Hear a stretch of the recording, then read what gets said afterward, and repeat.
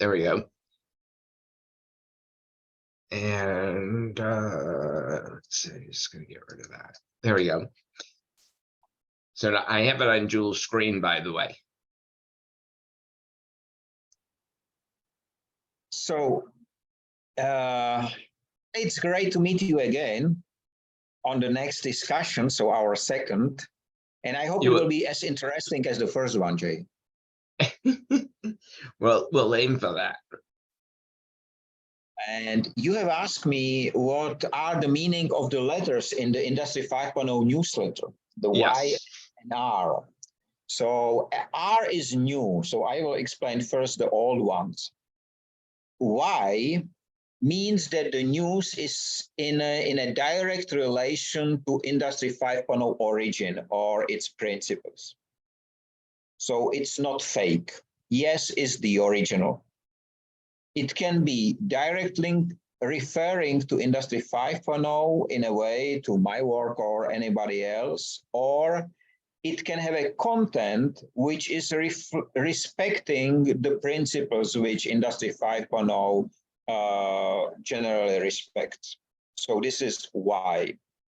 N, in contrary, is generally the fake, Industry 5.0 fake. These are people and companies which use the term Industry 5.0, but in no relation to the principles or origin, which means they can use it to sell more products, they can use it to sell services, to be more visible. There's a lot of, and it's strange that in N, you can find, for example, companies like Boeing, Jaguar Land Rover, you can find them United Nations, you can find them European Commission, because they use the term which I introduced, but they frequently, intentionally do not respect the principles. So this is why I put it as N. And then the R was introduced last week, because the R is a news which show the real world. So it's an article which I found out, or a story or anything, which opened the eyes because it's really referred to the real world. And you know how many articles are just fakes and so on. So with R, I do confirm that it must not be in any relation to Industry 5.0, but in some way I can recognize whether it was real or not. And it can be, frequently it's something like a warning, because it described the real situation, which is not painted by pink color, but it's really in a way which should help us to wake up, let's call it so. And these are the three letters which we use. Now, I never would have figured that out. I explain it in the first 10 or 15. I explain it all the time at the beginning.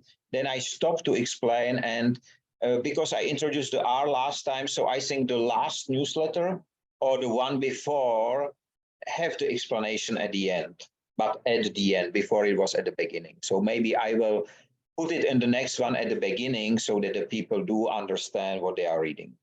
Yeah, no, because I'm looking and I'm like, I was thinking N maybe was new.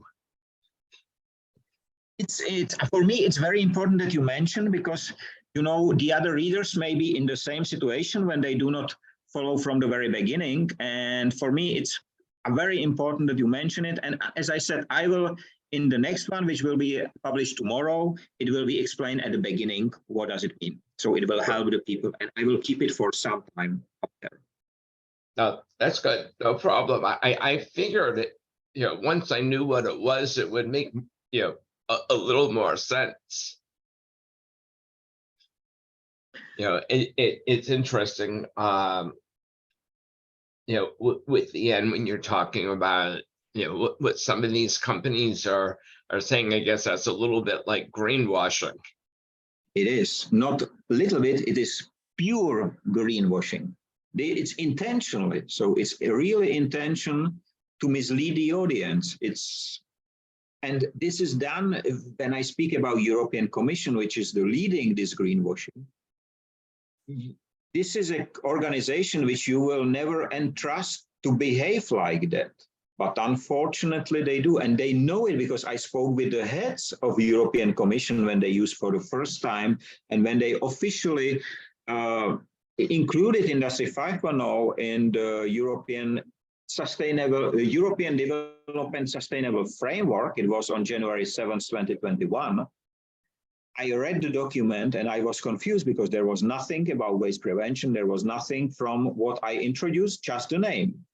But at the end, it's quite interesting because I read all these documents from the very first line to the very last line. And at the end, there was a list of references.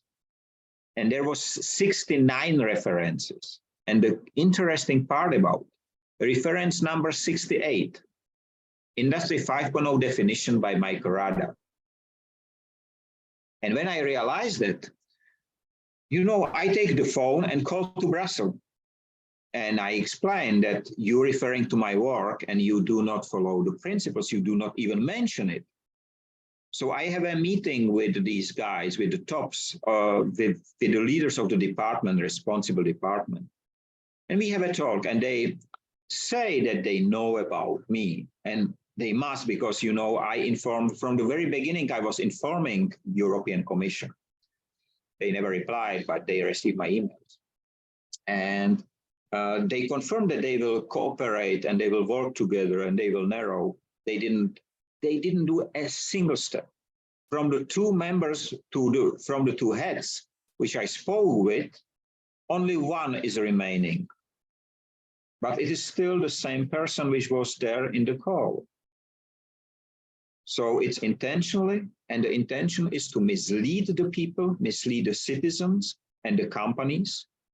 And generally, this is very dangerous stuff because I say we don't need more robots, we need to utilize the existing ones. And they said, no, buy more robots and be more digital because this will make you. So they go in very opposite direction with it.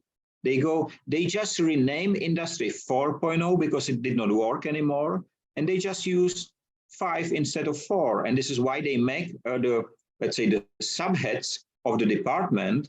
They are all the time people which has been in Industry 4.0, delivering keynotes and so on. And they just switch to 4 to 5 and let the content the same.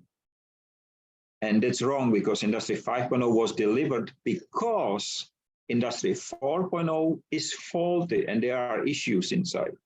So, but what I can do, so I can report about it, which I do. I help the people to understand, to recognize between 1 and 2, or fake and the real. And this is what we can do. So, and I would like to help you because even this, our discussion will be the explanation, helping people not to waste time and money on the wrong direction. Well, it was it's interesting as I come to understand more of this. Probably back at the beginning of COVID, maybe a little bit before. I was starting to hear maybe 2019, 2018, maybe about Industry 4.0. But it's almost as if with COVID, we've kind of jumped over for a lot of companies 4.0, and they're facing 5.0 issues, even though they haven't done 4.0. It is so. It is so. They, because no, I'm sorry. Go ahead. Because I know when exactly Industry 4.0 was introduced and by whom. It was Siemens in 2011, but it took 2 years to be official. So in 2013 is the official launch of Industry 4.0. And already 2 years later, I introduced 5.0 because I was from the very beginning, from the very first introduction. So from 2011, I realized the issues. I just did not have the capacity to work with it. But then when I get it, the capacity, I was able to define the tools against and the correction steps. And this is the moment when I start to call it Industry 5.0, because I did the work 2 years before it was named Industry 5.0 and call my work industrial upcycling at the beginning, but the principles are the same.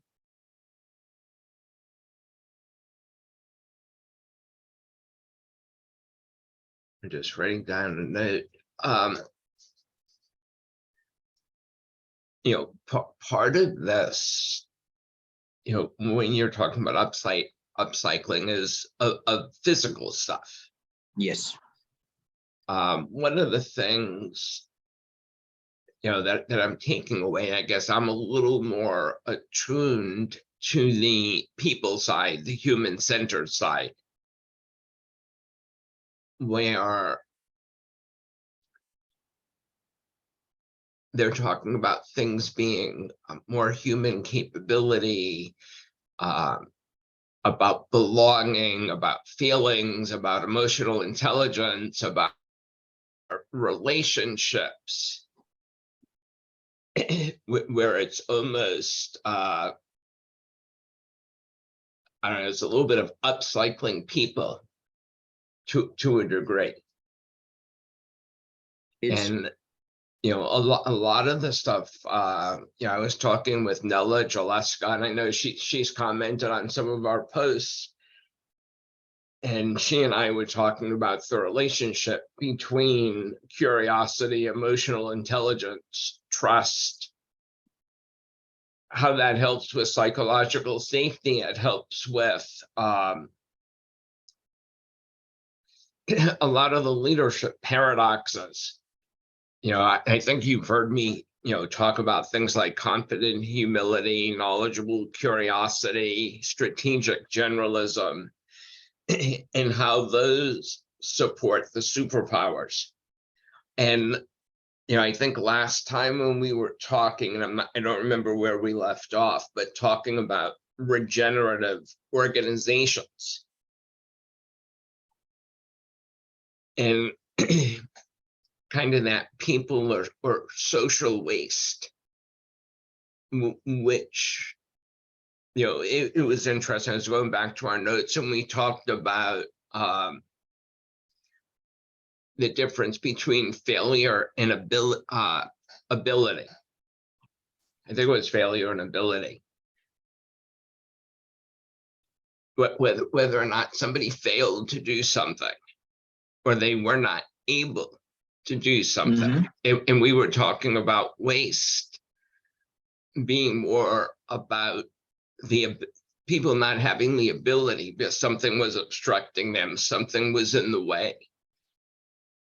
Now, I mean, I would also say waste comes from not doing things the right way. I mean, it comes from both sides. Wouldn't you agree with that? Yes, yes, it is so, because when we extract the term waste from only the physical stuff, then we will realize that exactly what you described. There is many things which are in our way, which can be waste. There is, for example, some of them are questioned. You know, we have 5 categories of waste: physical, social, urban, process waste, and wasting of time. And we have a discussion with the ambassadors whether we should put as a waste category, fear. You know, and there was a quite interesting discussion about the topic, because on the first side, you will say, yes, fear is waste. But on the other hand, you will recognize that fear sometimes is helping. And I mean, not helping to achieve something in a negative way. I mean, helping to understand something. So if you burn your fingers and you will fear the fire because you can burn yourself, is the right thing. If you use a fear to steer your employees and they come to work and they are trembling, is the wrong fear. So at the end, we decided not to put it there because the 5 categories are fine. But there are similar things. And yesterday, there was a quite interesting discussion, which will for sure continue. We spoke about time and timing. And that's interesting, you know, because time is a human construct. That was one of the thoughts which came there. And that's true. Nature does not have any clock or watch the time. So time was, or the measurements of time was introduced generally in some way to punish the people, to manage the people. You know, if you look at the people who have learned, if you look at the children, small children, which came in flow, so they don't know what is happening and they are in the game, they are inside, they don't know whether it's morning or evening, so they are in a flow. And just now, imagine the world without time. And I don't mean that world, I mean world in which we will not have the measurement devices of time. I speak about the world which is like the indigenous world. They don't have any clock, they don't have any alarms, they don't have anything like that. And still they are managing their life quite well. And just now, do you know what will be, for example, great if there will be no time in the world? You will never be late like I was today. No, I mean, it is something that can sometimes, get in the way. You were commenting, I'm trying to remember, there was something you said. Oh, you were taking a poll in the, I think someplace you were speaking, and it had to do about time. And I don't know, I just remember the last piece she said is that, but people said they have no time, even though they were tracking it and doing all this stuff with it. Well, while we're on time, and then I want to go back to the fear stuff, but talk to me about time and timing. It was so interesting because we get some different insight on it. Timing is generally the next level of time, next way to control you. It's timing. I saw it from the perspective of factories where the timing on the production line, and you speak about the takt time and similar stuff permanently. The other people see more timing in when is the right time for the right thing, it's the right timing. So they see from a different perspective, but at the end all the time to the fact that if there will be no time, we will live in flow. And can you imagine if there will be a factory without a single clock on the wall? If the people will join the factory generally, the factory will be in flow. So you step in the flow, you become the flow. And the end results will be products which will be out of the flow. So they will be produced by the flow. They will have much more higher value. Because generally, when you are in flow, you are not wasting. You are not wasting time. You are not wasting material. You are in flow. It's like nature. To be in flow is generally to be nature. And there is it at the point where for sure, we will come back to a similar discussion about the time and the tools and so on. It will be very interesting to test. I am testing myself. So the way how I feel time for almost 10 years already, I don't wear any watches. There is not a single working here in the office. Of course, I have it in computer, in the mobile, but I don't usually look at. When there is an alarm clock, I don't use alarm clocks. When I said to myself, you have to wake up at 4, at 3:55, I wake up. If my daughter say you have to pick me up after a theater, I just feel that it is the right time to go. I came to the theater, wait for 5 minutes, and she appears. It's a different way. For me, time become a friend. It's not an enemy. It's a friend. Are you very reliable in picking your daughter up on time? Yes, because I'm all the time there earlier. Because it's generally, if you learn to do it this way, it's really, you are there slightly earlier. You are fine with it because it is in your time. It is incorporated. And one more interesting about the time, it's not your time. It's not my time. Time is time. why we say it's my time and I can waste your time, why we have to go to meetings, spending hours there, wasting, one person is wasting time of all the others for nothing at the end. And he or she creates just another stress, so it's quite interesting to even understand that time is the entity. Time is maybe the flow in which we can step in, is the river, and we can become water or we can become the obstacles. So all the people who are hunted by time, who never are on time, who all the time are behind with schedules and everything, they simply do not understand this. They simply cannot step into the river of water. And I think I mentioned last time that I am a time traveler, so I can travel in the future. And I did it with my blogs. And then I realized, because I was able to write up to 1 year ahead, a daily blog in a chat. And how I realized that I am a time traveler when an article which was written 6 months ago and published on the day, it happened what I described 6 months ago, it happened on the day, which nobody can predict, like our Minister of Trade resigned. You cannot predict 6 months ago that it was a lady, she resigned on that day. And today, I am not a year ahead. I'm just, in my English blog, I am somewhere in the middle of August at the moment. So about 2 months, 3 months. But what is interesting, currently I'm able to predict up to 1 hour. So not a day, but really accuracy up to 1 hour, sometime minutes, which don't ask me how I do it, but I know everyone can do.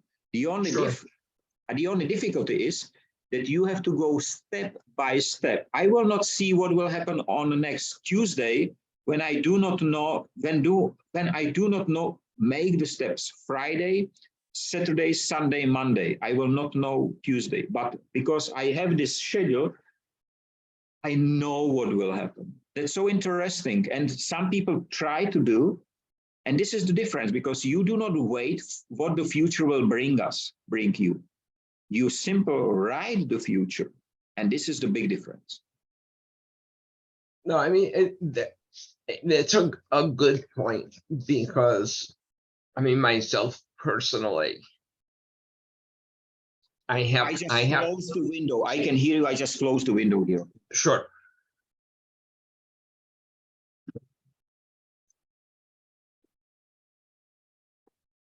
I'm back. It's interesting because my calls are scheduled.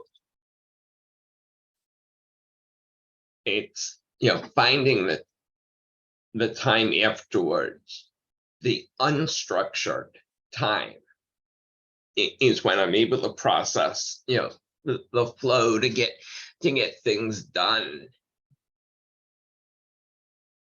And I guess, to your point, from a controller or punishing, whether it's somebody else punishing or punishing ourselves and saying, oh, I thought I was going to get this and this and this done.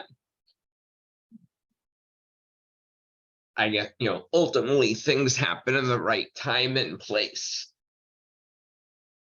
There, are not specific deadlines other than those we make for ourselves or other people make for us. Which is interesting. But like when you have calls scheduled, do you have a reminder come up? No. So what triggers you to know that, you're talking to me at 3 o'clock or 2:30, I guess 2:30 your time? It just came to me. So it just came to me like today I was 5 minutes late, which is usually, which I do not like at all. I'm logistician. So if a logistician is appointing a meeting with me and coming to my office and he is delayed or she is delayed, I generally do not want to speak with them because they have a phone, they can call me. I do understand a delay if I'm informed about. And so I hate delays myself. especially for logisticians, because they should manage other people's time, and if they are not able to manage their own time properly, so how they can manage other people's time. But what I would like to say, if I feel that we have the meeting, I don't need to be called by the computer or so reminded. The only issue was that I was on another meeting which finished just this 5 minutes later, so this is why I Sure. came 5 minutes later. But usually I don't do that, and it is like this. So, and if there is a meeting which generally have no sense, my inner clock does not remind me, you know.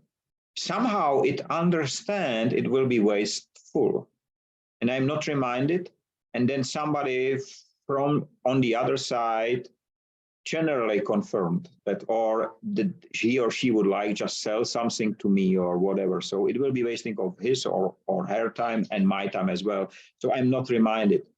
As I said, I cannot explain it. But Yeah, no, I mean, like that. it's interesting. So on timing, something that I wrote down is this idea of sequencing. That sequencing, you know, what comes first, what comes second, you know, a kind of that order, but that is not necessarily specific time. I think it's also the recognition is sequencing is, especially now, is not always linear.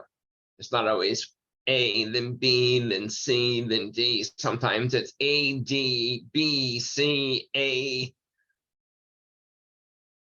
You know, and you have to be flexible in that regard. I think I will call it the right time sequencing. Fair. Because if it should be there, it will be there. If it should not be there, it will not. So, and all the time when we met for the first time, it was the real time sequencing. Even we have booked 1 hour, we spent 2 hours. It was the same stuff.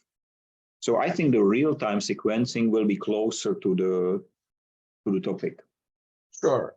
So when you talk about flow, and at least, you know, when I've seen, I can't say the guy's name, Mahali. I can see the letters, but I can't say it. Flow is tied to people. You know, at least when I think about it. Now, when you think about a production line where stuff is moving, you know, at a certain rate, or yeah, I guess I'm thinking, you know, factory things like that. I guess I'm struggling with the idea of flow there, because inevitably there are interruptions.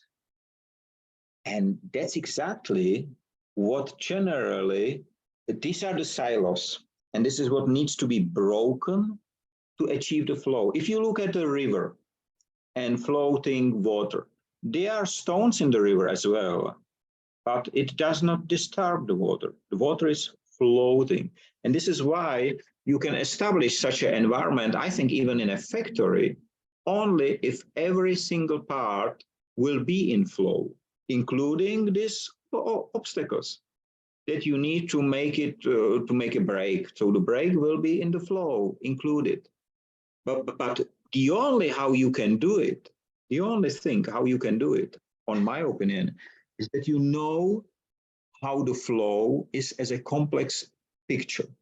So you see the flow from the bird view. And I think this is one of the reasons why no factories are running in flow, because there is nobody who see the total picture. They see number, they see volumes, he see technology, and so on, but there is nobody who really watch for the whole picture.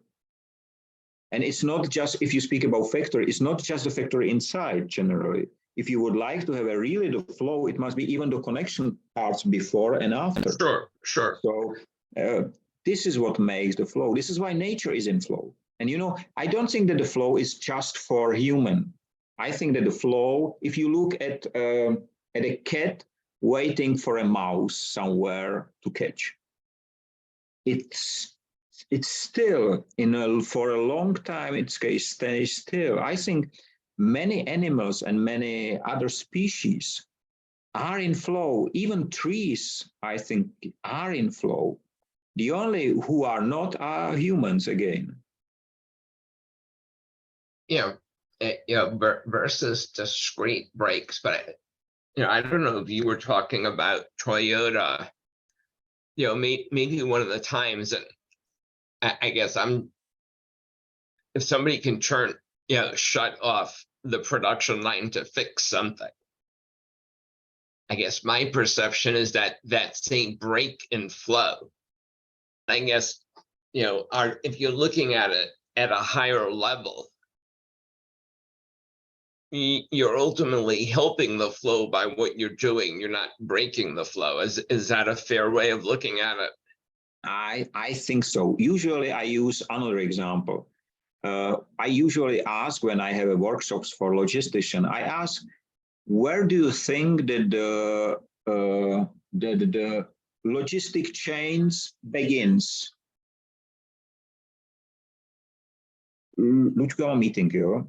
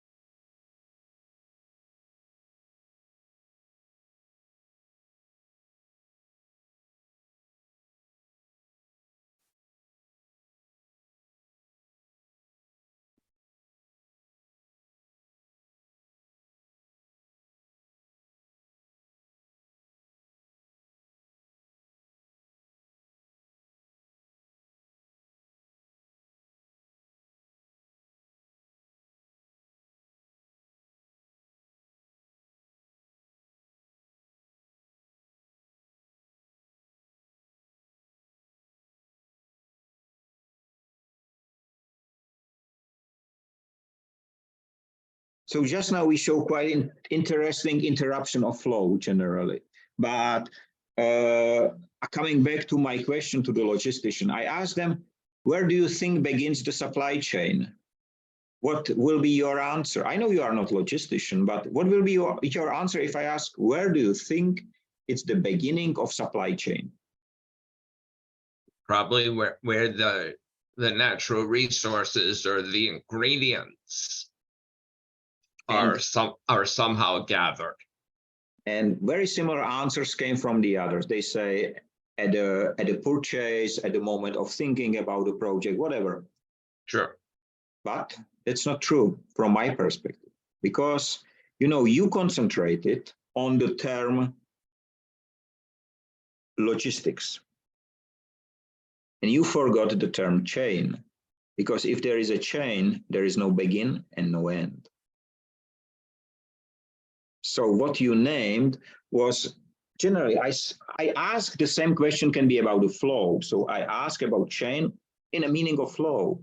So you can tear the chain, of course, then there will be a beginning of an end, but you will not be able to use it as a chain in the original function anymore. And this is how I weigh the people. So this is how you make it to understandable.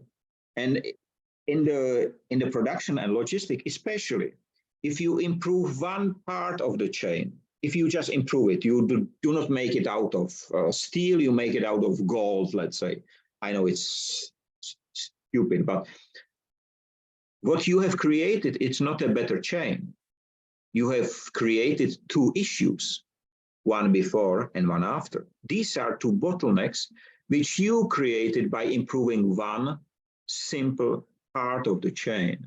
And this is exactly why the flow is not working in factories, and why even the Toyota system and leans, because they concentrate on a small part. They concentrate on one and then the next one. But already with this concentration, you cut it. So it's like making a dam on the river. You cut the river. Of course, there will be still water, but on one side it will be too much, and it can happen that on the other side there will be never enough. So what is it good? Maybe for producing electricity, but right now we saw in Ukraine last week where the dam was broken. That's the issue. So this is why the flow is not implemented in factories. First, nobody see it from the top. And the second, we live in an environment where we have to be in the silos, but we have created the silos. It was not nature, it was artificial creation. And here we come with the time and with everything. So we are back.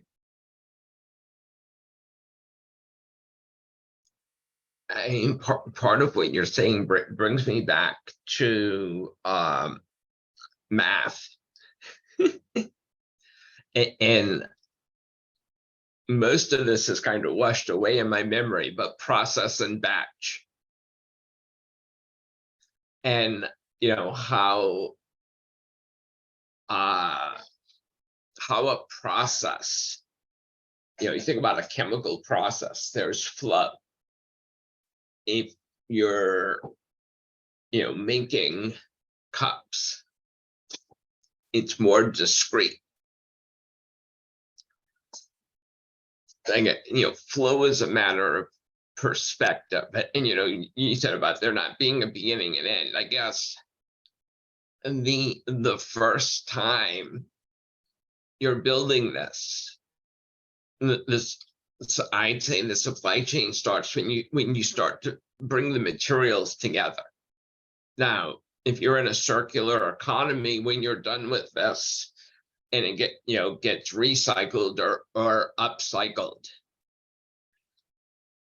then it's more of a full chain.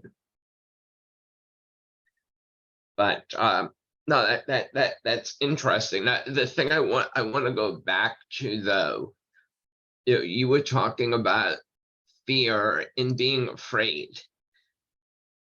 Yes, yesterday I was part of a conversation. I've sent it to you on LinkedIn. I just did that while you were on your call, and it was about fear. And it started off being the person was talking about, what are you afraid of, and how do you deal with fear? Do you admit it, not admit it? How does it affect you? And one of my colleagues, Scott Body, was talking about how throughout his life, there was a fearful period, then he overcame something, so then he had less fear. Now, it kind of goes in and out. But as I read that, the words that came up in my mind were doubt, courage, and confidence. And doubt, I'd say tends to be a little more negative, because you're doubting yourself, you don't have trust in something. It can be paralyzing, which I guess mentally that's waste, because you're hindering your own ability. And then I was thinking about courage versus fearless. And fearless means you're not really paying attention. You're not taking the risks into account, where courage is your ability to do something, knowing the risks, and then talking about confidence, is, things you can rely on, your confidence in your beliefs. But then as I was thinking, things came together.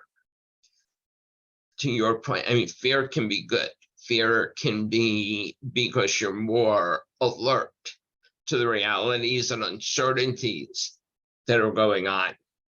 Now, if you factor that in, fear can be useful in terms of how you navigate around. If you ignore it, it can be dangerous. And if you have too much of it, it can lead to doubt and be paralyzing. Now, I would say doubt can't be avoided. We all in our lives are going to have some level of doubt. The question is it a short period and we move on? Or does it become, we're the victims and it becomes a pity party? And this idea of courage, I talk about going through disruption and uncertainty. Courage is when you take agency and say, I can work my way through the turbulence, versus saying, I'm the victim of the turbulence. And part of this, comes to mindset, because, as I was thinking about that, and I'm trying to find my other piece, but it was getting into, it's a matter of choice, because I commented, I guess, Scott, it was over 20 years ago, when my wife's grandfather passed away, and we were with her grandmother, and we were talking to the doctor afterwards, and he was coming in to check on her grandmother and make sure she was, I'm putting quotes, okay. Maybe she wasn't okay, but and she said, things are going to be so different, like kind of in a worried sense. And the doctor said to her, different can be good or different can be bad. That's up to you. So, I guess it's how you handle fear determines whether it's waste. If it stops you, kind of like the dam, or is it, like a stone in the river, and the river just figures out how to live with it, work around it. You describe it quite well. Generally, I posted some time ago an article about fear as well, and about the fact that the giants, I use the term for many, so for big organizations, for governments, and so on, so for many, which generally do not have the best intention with the humans and humanity. And I realize, and I ask people, what made the giant so big? And it was quite interesting, because many people answer they have money, they have power, they have whatever. But from my perspective, the size of a giant is made by in the eyes of someone who is looking at him or her or it. Because, so many people fear a small spider or even a bug. And it's gigantic, so they jump on the table when they see some, or a mouse generally. So it's not the real size, it's the fear which makes giant big. And when I realized that, I put on my business card generally a message for everyone who will receive it. Yep, I like that. Giants start to shrink when people start to grow. And this is about fear. And this is about exactly how the doctor says it. Because, I am sure that the grandma, there was a big loss, of course, because they lived together for the entire life. And the same was with my granddad, you know. His wife passed after 70 years of marriage. You know, it's 70 years is a long time, really long time. But he knows that the time will come. And he knows that if he will enclose himself in a fear or in a sadness only, that it will not be revealing. So after she passed away, he was 86. He stepped for the first time in a plane and fly to America with my brother. He was never in plane before. He never flew. And he said, I would like to visit America. He was not able to do it with his wife because she was ill the last years. So he take care of her. And he did it. Then he came back and he generally starts to live a different world all the time, thinking how she will like it, that he is happy. So he turned the fear into the possibility, into the challenge of his life. And so this is why I think that what you describe is so interesting and important. So it is the same. So we are discussing topics which people do not discuss usually. You know, fear. We do not speak about fear because it's something which is not in a society. We do not speak about time, which is something which everybody knows what is time. But the truth is we do not. And maybe we fear to talk about these topics because we don't know anything about, but it's crazy part.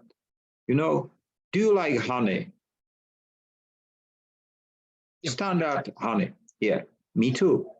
Do you know how the bees are making honey in a real, so can you duplicate it? No, we are not able to.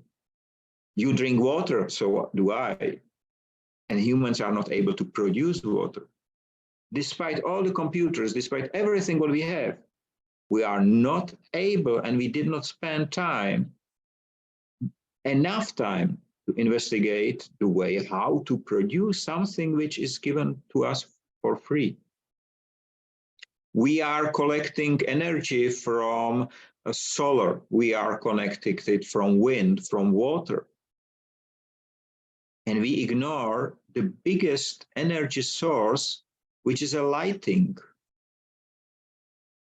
If there is a lighting in 1 second time, more electricity is produced than entire power stations or several of power stations. And we say we cannot catch it. We cannot store it. I do not use the words I cannot or it's impossible. I simply don't use these because there's all the time the possibility. I know I will fail for some times, but when I succeed, that will change the world. So I generally stop to fear these things, even if my granddad was close to leave forever. We have a discussion, and he knows the time will come one day. You know, it's sad. I was sad, and I am even now. But I know at the same time when he left, he is here right now with me, here in this room. He's listening to this conversation. Sure. And he's smiling. Yep. Yeah, I mean, it's I mean, that's where legacy comes in. That's where memory comes in. But you know, a couple of things you said that were interesting. You know, about the giant.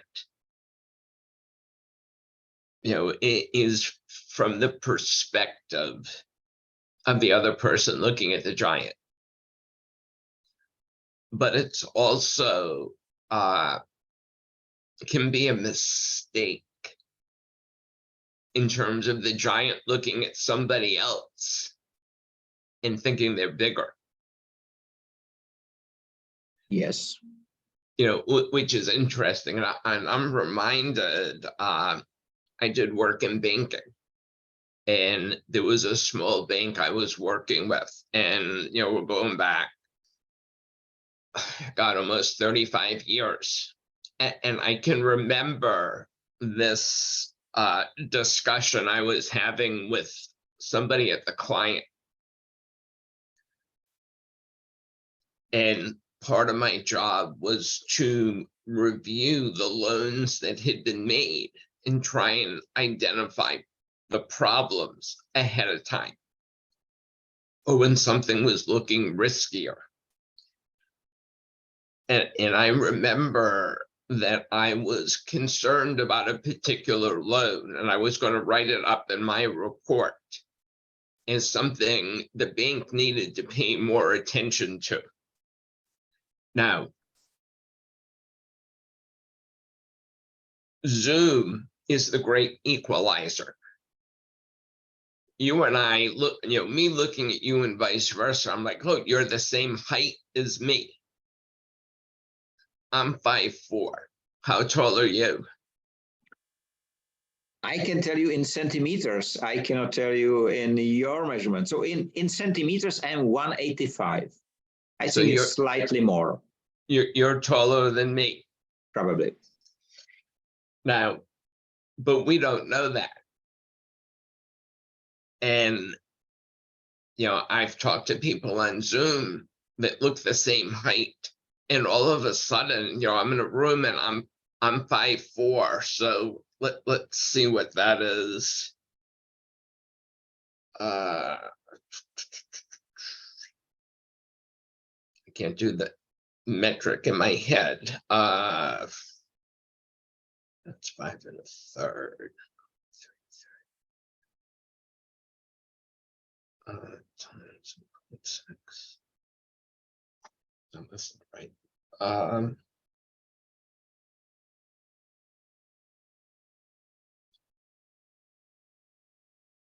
So I'm 162.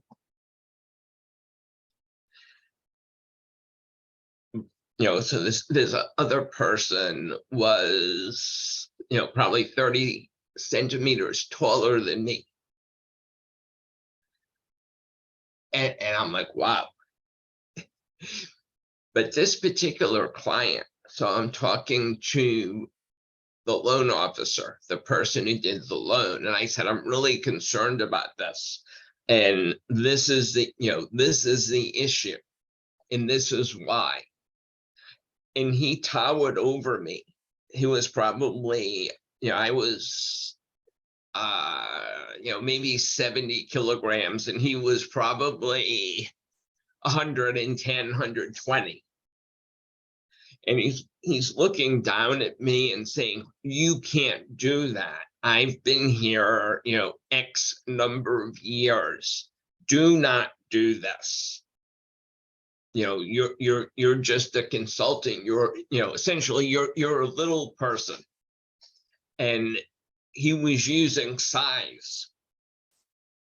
And I said, a comment I said to him is, I might be little, but remember, dynamite, C4, diamonds are very small, but very powerful. So don't think you can intimidate me into saying something I don't believe in. And, that's why I say sometimes people think they're giants, but they're not really.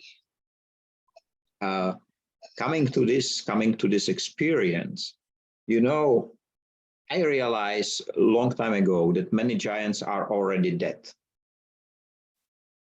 That it looks like that they are living. They are the scavengers which generally eat on their dead bodies, and it looks like the giant is moving, but it's not. So there are many things or many giants working this way. And the people who are the scavengers, they are just generally those who collect the money on them. And when there is something wrong, they just disappear. If you look at the recent changes in the financial markets, in startup awards and so on, how many CEOs are leaving the companies. And generally they make a huge debt and they leave. And then came a next giant and they offer them higher salary to do the same job, which they failed to do. And so many times repeat the same situation, you know. And I think one of the reasons is because they look at them as two giants. But your title on a business card say nothing about it. The level of your salary says nothing about it. Frequently, you cover the true size by the numbers which you present. And you know, it's many people are surprised when they came to the situation where the numbers which has been presented in presentation are completely different than reality.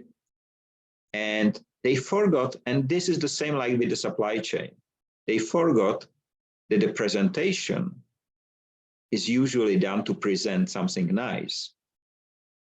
So you modify the number to look nice, or you put it in a different perspective to look nice. And here we are back to the giant. So if you put a giant in a perspective of a giraffe will see just a small dot from the top.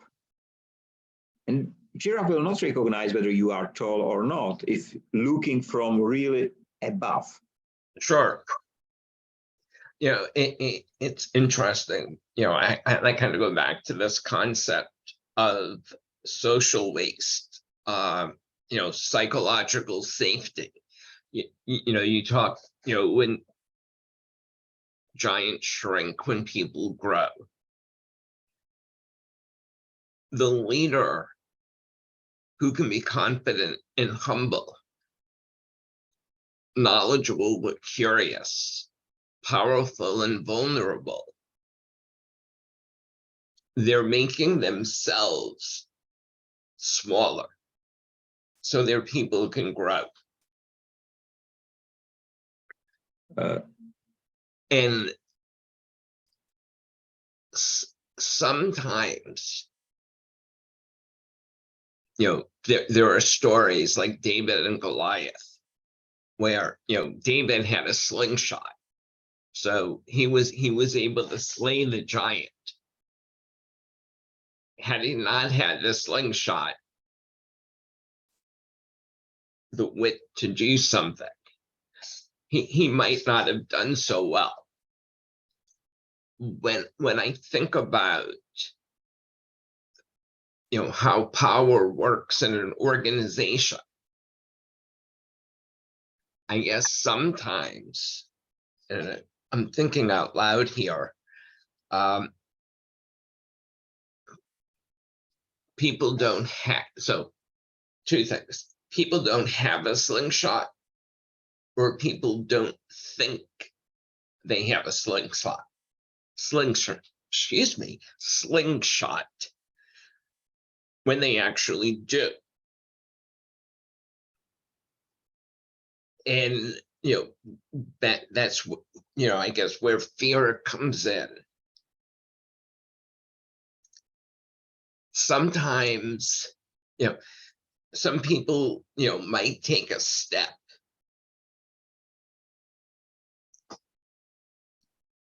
They don't have the slingshot and they get slapped away by the giant. You know, part of this is, you know, getting the giant, the powerful, to think differently. Part of it is getting them to realize that by being a giant and by being bigger, by being more powerful, does not mean they can solve the problem. And, you know, it's only then, unless the other party is bold and courageous enough and happens to have a slingshot, they can slay the giant. Otherwise, part of this is the giant realizing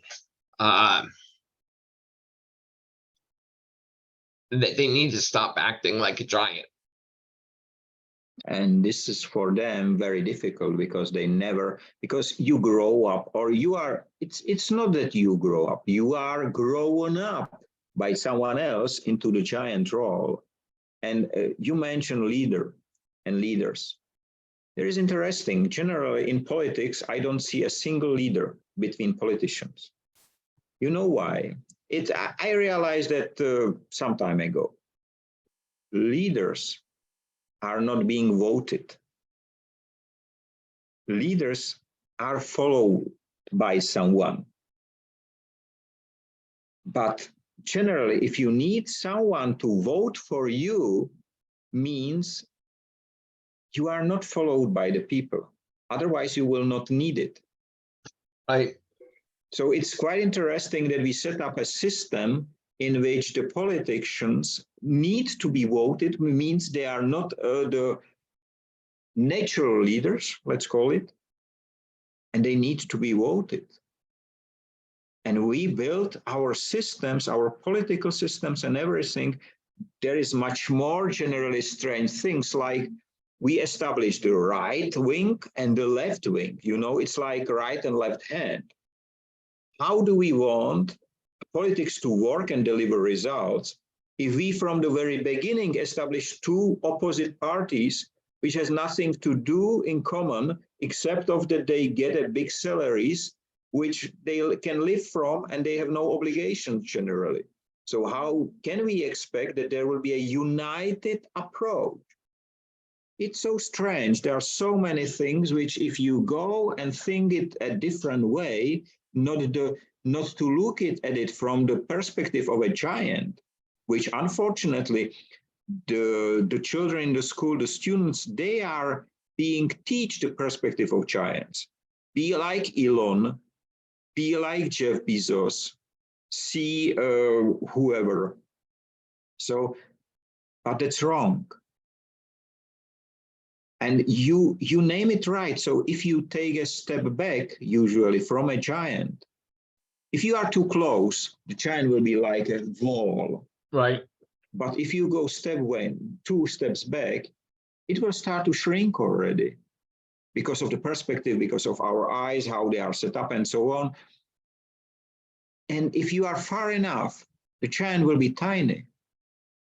And so maybe will be your fear, which make him giant. And then you come back, and with every step which you go forward, the giant will not grow bigger. It will remain the same, small size. And at the end, you will see just a small spider.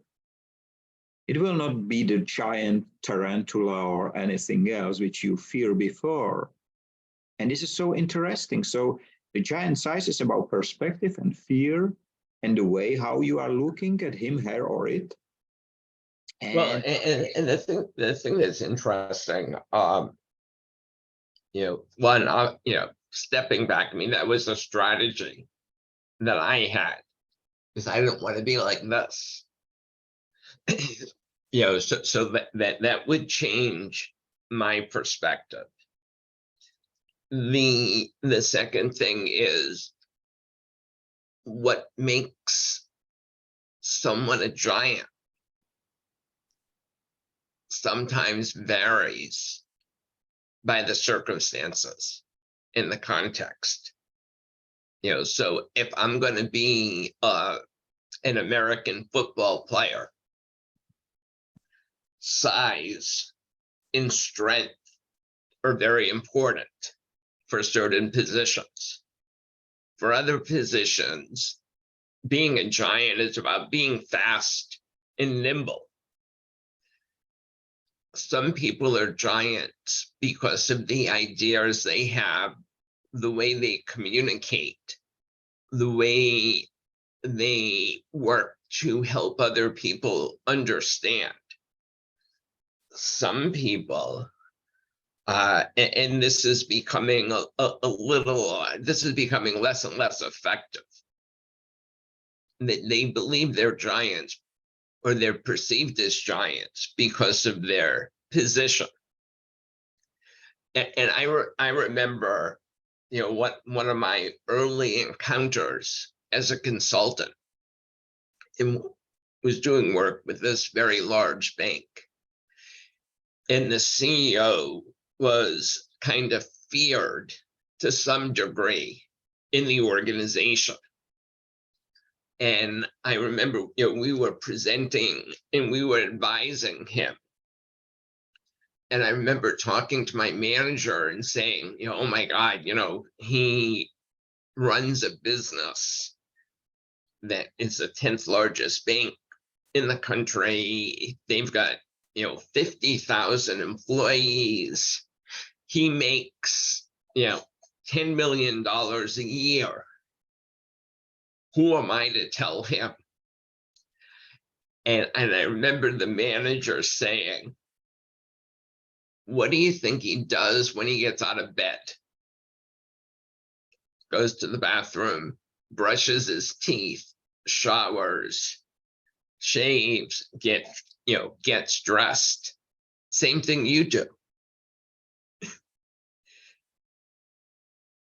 He's no different than you are. And it was at that point I started, if you act as a peer, you're seen as a peer. And it was also recognizing that, just because he makes more money or he happens to run a larger, organization does not mean he's any better than you are. That's a really great example. And take me back 35 years ago. You remember the time there has been no mobile phones. You remember the time there has been only fixed lines on the tables in the offices. And not every house has a fixed line. So I lived in a house, there was no fixed line. And so the only phone booth was in the middle of the city. And I came from the UK, I look for a new job. I get a new job in Prague. Generally, it was great. And then being there for a few months, my boss asked me to call a boss of another company. It was a jewelry called Mappin & Webb, and it was the only in the country which can have a picture of a queen on the wall. It's a very strict regulation who can, and so it was really exclusive. And we did for them a part of the logistic and customs clearance. And he asked me, call him. And my answer was exactly, my reaction was exactly as your was. I said, who am I? Me should call a boss of such a, and the advice I get was slightly different, but in the meaning was exactly the same. It was, Michael, if you call him and he does not behave like human, hang up, because he does not deserve to speak with you. Yeah. And when I look at my business card with the title human on it, it expresses everything with a single word, and it's quite crazy. You froze there. So sorry. So is it better now? Is it better now? Yes. Okay. Yes. I just said that when I look at the moment on my business card with the title human on it, and if you look at the reaction of the people. Froze again. Again? Yeah, I'm just looking. I want to make sure I'm on the right Wi-Fi. Okay. So you were saying about being human. Okay, so, and if I have this title on a business card, no other title, just human. And it is interesting to look at the reaction of people when they receive my business card. I have learned to do it the Japanese way. So I hand it over with both hands. I'm not sure if you can hear me. I hand it over with both hands, and usually I do the opposite side first. So they read first the message, and what they do, so they read the message and they turn the business card and look at the title and look at me surprised. And this starts the conversation, and frequently long business relationship, because they do understand that I am same as they are. But as I said, I don't know whether we are still connected or not, because it looks like that the conversation gets frozen in the middle of a talk. So, not sure, we'll try to write a message.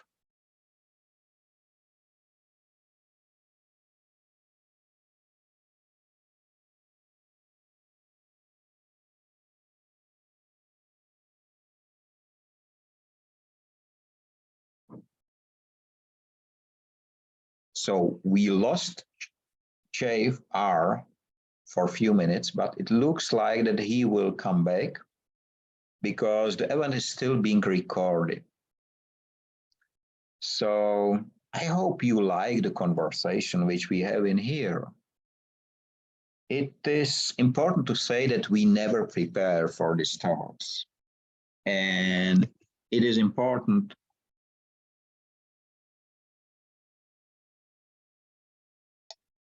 and you are back.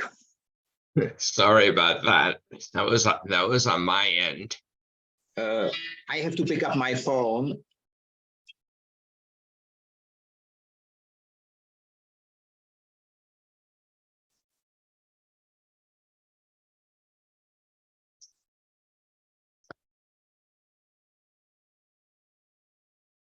So the connection, you know why?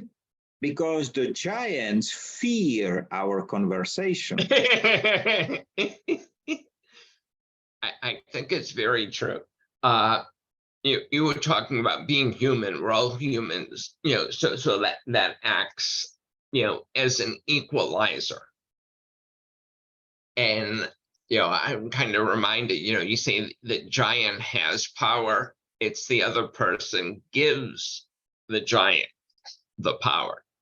And it goes back to agency and having a choice. The other thing that's interesting you said earlier, and I didn't want to forget, you said you don't say I cannot. And when people say I can't do this because of blah, blah, blah. The question to ask is, how could you do that? So get the person out of the perspective of I can't, there's a barrier, to what would need to be true for you to be able to do it. And, look at that from a different perspective. Have you tried to ask them if they try? Well, there's that too. And frequently the answer is, I don't need to because I know it's not possible. So you came to a very interesting topic, generally questions. When I work for the Japanese corporation, there is, especially in logistics, there is this 5 why, which I don't know whether you have heard about or you're using this 5 why. For me, a horrible thing because I hate it. It's so depressing for me. It was all the time very depressing, asking all the time the same question until you get the, let's call it the right answer. But I hate it. But I cannot say anything against, because the giant, my boss, really, for Japanese, the 5 why is something like a god in logistics. You can imagine my relief when I stay for the first stage alone, so not working for the corporation anytime. And I said following sentence, I don't know why I should waste my time asking 5 times why if I can ask for the first time the right question. And I spent a lot of time. I love questions. I love to ask and being asked. So this is what I really become in love. And I spend a lot of time thinking about the right questions. But I have all the time questions. There was a moment before COVID, I was invited to conferences, because in Czech Republic, the people usually don't ask. If you ask them, nobody asked in the audience. So I was invited and paid my stay on a conferences that someone asked questions. It's crazy. Today I am banned from conferences not to ask the question. So I reached the next level, but there are other people who ask for me, you know. But it's quite interesting how this stage developed. Well, I mean, it's when people are, you know, listening to a presenter and different speakers, people don't want to be the one in the room to say, well, what do you mean by that? Or why do you think that? Because I guess it challenges the power dynamic. It challenges the speaker and the idea that the speaker is an expert.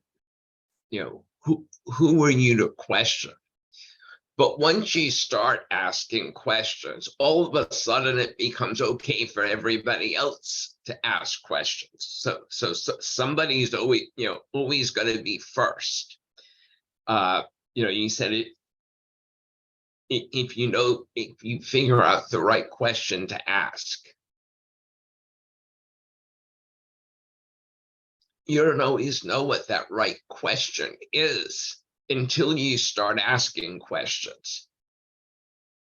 Because what you think is the right question is based on a set of assumptions and beliefs, which as you ask questions, you may find out may or may not be true. So I think sometimes company I was with, we would do executive interviews, and some people, would come into the interview with a pad, 10 questions, 1, 2, 3. That would drive me nuts, because they would listen to the answer, they'd write it down, and they'd go on. And I'd want to ask another question. What do you mean by that? What would happen if? And they're like, no, stick to the list. And that wasn't me. So what that meant is, if I was working with a leadership team, not everybody got asked the same questions. But over the entire leadership team, I would get every question answered by more than one person. So I had a much fuller picture than just sticking to the script. And I didn't have to go through the monotony of getting bored by asking the same thing every time and getting the same answer, because you've got to come at it from different angles. So I think it's a series. But we're coming up on our time. That when I asked you, did we have an agenda? And you're like, nah, let's just see where it goes. And yet, for a third time in a row, we've had a pretty amazing conversation. We talked, I'm just looking at my notes, we talked about concepts of time and timing and flow, which is in some way, we said a means of control. And sometimes in a lot of situations, control isn't good. We talked about fear, about being afraid, pluses and minuses about that. Power perceptions, giants, and the interesting thread in all of this, which for me has been really helpful, is it kind of goes back to social waste, which is something I focus on, probably more so than physical waste, when I talk about unlocking and unleashing a leader or an organization's potential. Because if you're not getting that, that the value, the stakeholder value, it kind of goes back to, I would say, are you leaving money on the table? And if you're leaving money on the table, that's waste. And not only money, if you leave people on the table with no rights, if you leave your time on a table to be misused. So there are so many aspects. And I think that all the aspects which you just mentioned are closely connected to social waste, because many people, it was, for me, it was not comfortable when I came with this term. I was not in comfort at all. It feels so bad. And when I stay for the first stage and I spoke about social waste, it feels bad, but at the same time, I know it must be there because it wakes up the people to understand that it's not, I am not, because I am building wasteless world. I do not want to have this negative thing in there, which is called social waste. And many people think when you speak about it, they think, for example, about homeless people or about drug addicts. And they never realize that generally the society itself has included social waste two ways. We are living in a pre-productive time when we are young. Then we have the productive time when we are working. And then we have the post-productive time where we are in a rent. The pre and post is waste for society because it does not generate the products, which means we spend more time as a social waste than the time when the society generally value our presence. And this is something completely wrong, which must be eliminated by understanding the term and by understanding the topic. I do not want to have social waste, but without speaking about it, the people will not realize that something like that exists. What's interesting, as you said this, I wrote down waste can be positive or negative. If you think of waste as garbage, and you say social waste and social garbage, what do you do with garbage? You throw it out. If you think of social waste is really wasted potential of a person, of a group, of an organization, maybe that's the better way of looking at it, is defining social waste as wasted potential of peoples individually or collectively. And it is important not just to see the people, even animals. I don't see, for me, social waste are people and animals which cannot live meaningful life. And I don't see meaning of life of an animal in being killed and eaten. I eat meat. I have to. My body generally, if there is no meat, time to time, I don't eat much, but I need time to time to eat meat. My body does not work properly, so I need it. But I don't see really a meaningfulness of life in being killed and eaten. So simple it is. So I do reduce it. I try to do it. So this is why we do not limit social waste only on people, but even on animals and even on the planet. The planet should not be killed to make profit on.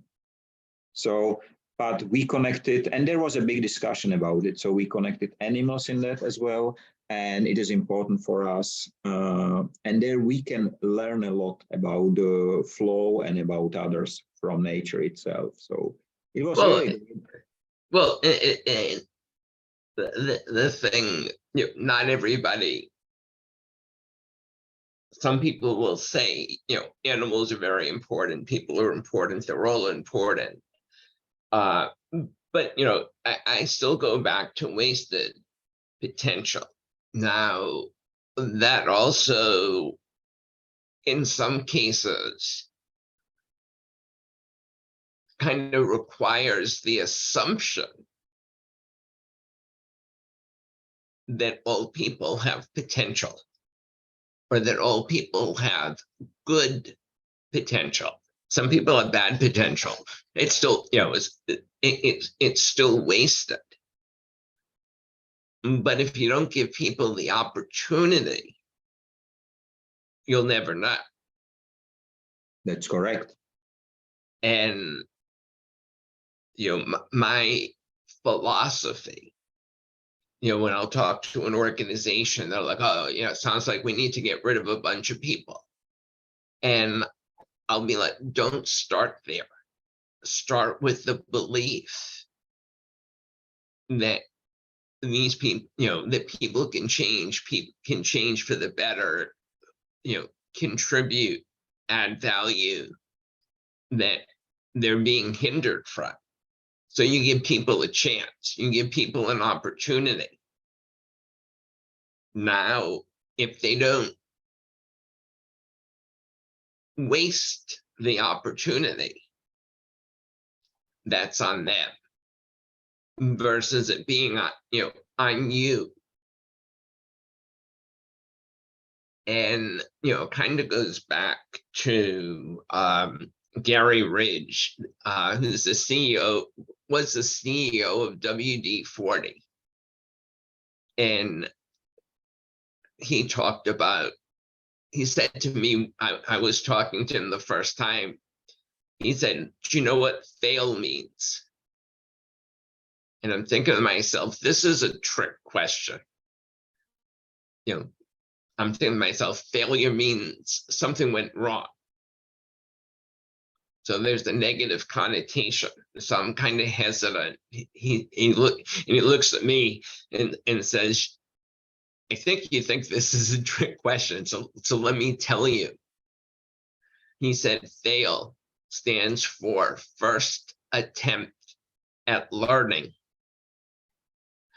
So if you approach failure as an opportunity to learn, it's not negative. Now, he said, if you fail to learn something multiple times, then it becomes a negative. So this has been another great conversation. It was, and I'm looking forward to the next one. So I hope that the audience will enjoy our conversation, same as we did, because in my eyes, not a single second was wasted. And that's so important. If we would like to create wasteless world, we must be the first one who do not waste. Well, and I think, and the thing too, so let's assume we stop here. Now, post-recording, when did you post our conversation last time? yeah. So I mean, you posted it yourself. I'm just curious if you got any particular reactions, what people said. I don't think there was anything special. The number of people who watch it was the standard on the LinkedIn. Generally, there was nothing extraordinary. So no. And the number of people, I do not remember because I have so many. So I have to check whether it was more than the others or less. I'm not sure.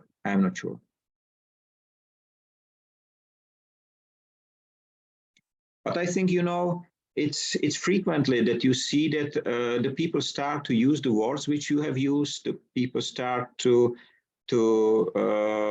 use the terms. They start to think slightly different around you, and then you have the opportunity to meet someone who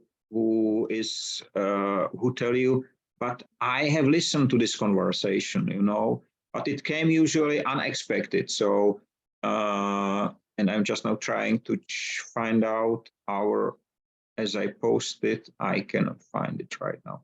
But as I said, so I don't think there was anything extraordinary, but it was the 5 o'clock tea. I call it 5 o'clock tea with Jay and Michael. And generally there was 27 views. Right. That was good. Because I was going to say on my end, I had, I think, like 7 or 8. And I had more views on the post that talked about the conversation. Mm-hmm. So what I was going to say is I'll send you a link to the recording. Okay. You know, if you want to take the first crack, you know, writing a post, and you know, I can add to that conversation, and I might, you know, find a clip here or there. I like the idea the giants are afraid of us. If I can, you know, if I can capture that, you know, I think there's an interesting post to be written. The other thing that I'm finding fascinating is worlds are intersecting. So, like Nella, for example, you know, she and I had, you know, started talking maybe a week or two after my conversation. I think it was a week or two after my initial conversation with you. And we started talking about leadership and emotional intelligence. And that conversation evolved into leadership, emotional intelligence. I had taken a class in the interim on curiosity. And in that class about curiosity, the person who wrote the book, The Workplace Curiosity Manifesto, he talks about 3 types of curiosity. Curiosity of the world, so what's going on around us. Curiosity of others, which is around interest in other people's ideas, interest in people's emotions and their reactions. And the 3rd type of curiosity was curiosity of self. So self-awareness, self-reflection. I forget what the 3rd one was. But talking about how curiosity, emotional intelligence, trust, you know, as I think about that, all of those things contribute to eliminating social waste. You know, so I'm seeing different parts of the, you know, the world. This guy Scott Body, you know, who's brought me into a number of different conversations.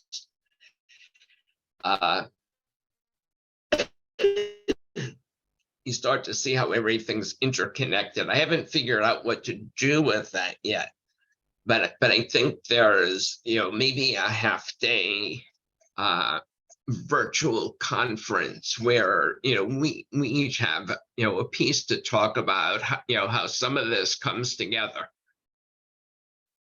So that's kind of playing around in my mind. I have noticed that generally this conversation you are recording, but there is as well the sign live. So maybe you are at the same time streaming somewhere. On your YouTube channel or LinkedIn, or I don't know. So yeah, I don't. The thing says something about streaming, and that has to do with Otter AI. I don't think it's streaming to any place. I don't know why it says streaming. I haven't figured that out. It doesn't matter. So generally, you know, we have nothing to hide. We are speaking openly. We will speak the same if there will be a full hall of people, because we have nothing to hide. And this is why in Industry 5.0, we have 3 principles. I don't know whether I mentioned: transparency, profit sharing, and efficiency. So transparency is exactly what the giants fear most. Yeah. That the people start to speak transparent, because they have, you know, the first, before you enter a company, you sign NDA, which means never disclosed information generally. So you sign not to speak the truth if somebody asks you. Yeah. This is why I'm not favor of NDAs. Yep. One last topic, which may be interesting for you. You know, there are FAQ, frequently asked questions. Yep. Do you know what mean NAQ? No. Never asked questions. And I think there shouldn't be any FAQs on the websites and in the conferences. There should sound only the NAQs, because only they bring you to the right result, because it will open. So this is what I like. I have written an article. It will be published somewhere in August, I think. It's one of the prepared articles. So it was a great time with you. If you share it with me, I will share it on my YouTube channel. And again, I will upload it. And it was a great time. For the next 5 o'clock tea, which is almost here. It's generally here is 4 o'clock 16. So we are close to it. And it will be a pleasure to talk next time. Again, unprepared to change the world. Exactly. And let me make the screenshots. 3, Okay. 2, 1. Is there? Let me check if it's safe, because I have another. I have to open here. Okay, you look again better than me, so I have to do something with myself. Do it again. Oh, no. I mean it. It will not change. You know, I will have less hair, and so somebody looks better than me. I am fine with it. I will send you the screenshots as well. So have a Very great good. day. Have a great day, free of waste and wasting in all its forms. Stay safe, free, and be visible, Jay, because you know the giants will fear them. Take care. Bye-bye. You too. Bye.